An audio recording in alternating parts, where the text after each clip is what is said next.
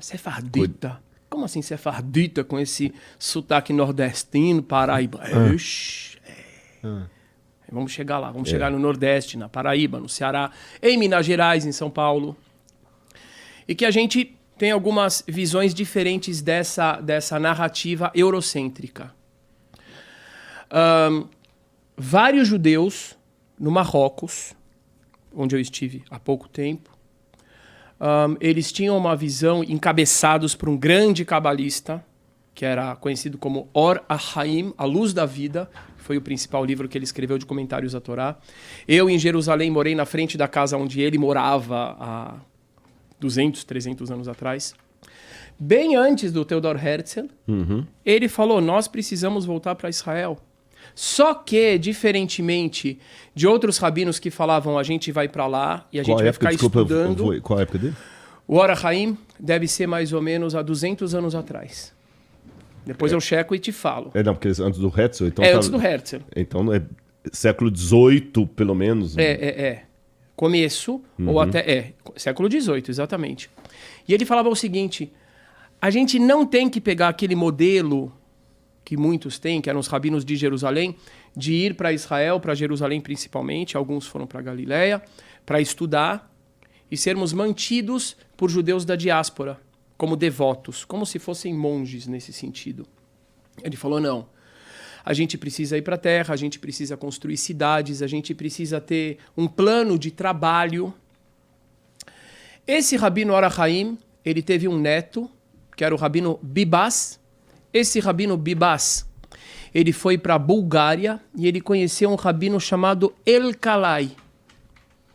O rabino Elkalai, ele falou, no ano de 1839, ele falou o seguinte, baseado em alguns cálculos bíblicos que em outro momento eu posso falar que eles são muito interessantes. Ele falou assim, esse ano se inicia o século do Messias, filho de José, Mashiach ben Yosef. A gente tem duas figuras que são reais no povo judeu. Todo mundo conhece o rei Davi. Todo mundo conhece. Mas a gente tem outro Messias na tradição judaica, que é o descendente de José. José do Egito, porque ele também foi uma espécie de rei.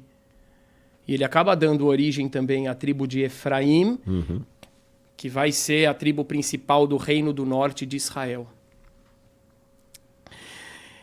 E existem esses dois conceitos. O Messias, conhecido por todos, que de acordo com o cristianismo é Jesus, e de acordo com o judaísmo ainda não chegou. Ele é o Messias descendente de Davi. O Messias descendente de Yosef, de José, ele estaria ligado à redenção do povo judeu do ponto de vista da infraestrutura física. Porque qual a ligação com José? José foi um grande ícone no Egito, principalmente no que toca à infraestrutura física. Ele salvou o Egito da fome. Ele não escreveu salmos para o Egito, não foi uma inspiração divina, foi algo... E ele diz o seguinte, no ano 5600, isso está escrito no livro do Zohar, inclusive, que é um livro de Kabbalah, um livro que tem uma leitura alternativa e profunda dos textos bíblicos. Começa esse período do Mashiach ben Yosef. E ele fala assim, esse período vai durar 100 anos. Gente, é uma coisa assim, eu dei uma aula para os meus alunos sobre isso, é muito forte. E ele diz assim, daqui 100 anos, se o povo não tiver voltado para Israel, se a gente não tiver retornado, se a gente não tiver, Rodrigo, feito tchuvá, o que é tchuvá? Arrependimento. Arrependimento, ele discorda dessa visão. Ele fala, não, quando os versículos bíblicos falam de tchuvá, que o povo vai fazer tchuvá para Israel depois dos sofrimentos, tchuvá na realidade, no sentido original, significa retorno para a terra. Ele fala, se o povo não tiver retornado em 100 anos, ai do que vai acontecer. Porque aí Deus vai nos arrancar, como diz a profecia de Ezequiel, que Deus diz que ele vai arrancar o povo judeu da diáspora com o braço estendido e com ira, e que o pessoal vai voltar machucado para Israel. Por quê? Porque o povo não vai querer voltar. Porque o povo vai ter se acostumado, como muitos falaram na Alemanha, somos alemães, e assim por diante, deixando a identidade judaica e a fé de lado para trás. Ele foi bastante confrontado, esse rabino. Ele foi cancelado. Hoje em dia ele seria cancelado. A história do bis. Tá. Ele foi realmente... É bem triste o que aconteceu com ele. E ele disse assim, o que a mente não entendeu, o tempo vai fazer entender. Está tudo escrito ali, não tem nada...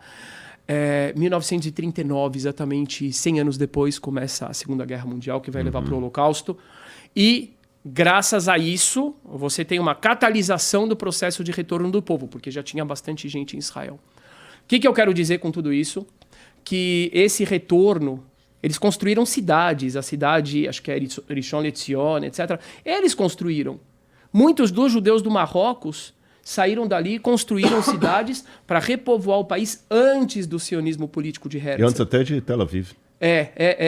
Foi a primeira cidade fora das muralhas antigas. E outra coisa importante, muitos judeus... Isso eu fico indignado quando eu ouço que O Ben Yehuda. Eu acho maravilhoso o que o Ben Yehuda fez. Que foi o que ressuscitou o idioma hebraico. Mas não é assim, não. Porque a gente pega muitas cartas de rabinos antigos que eles trocavam cartas em hebraico um com o outro. E era o idioma falado. Então, assim, existe uma visão muito tacanha também que nós acabamos adquirindo, porque é aquela coisa de escola, né? Você tem uma narrativa assim muito superficial e muitas vezes partindo do ponto de vista de uma comunidade judaica X, que no caso é a comunidade judaica que veio da Alemanha, da Europa, que ela é legítima em ter a sua visão. Só que a gente precisa ampliar e vamos ouvir o que aconteceu com aqueles judeus da África, os judeus da Babilônia. A Etiópia tem judeus. Sim. Etíopes. Agora... Desculpa só. E vamos chegar no Brasil, viu?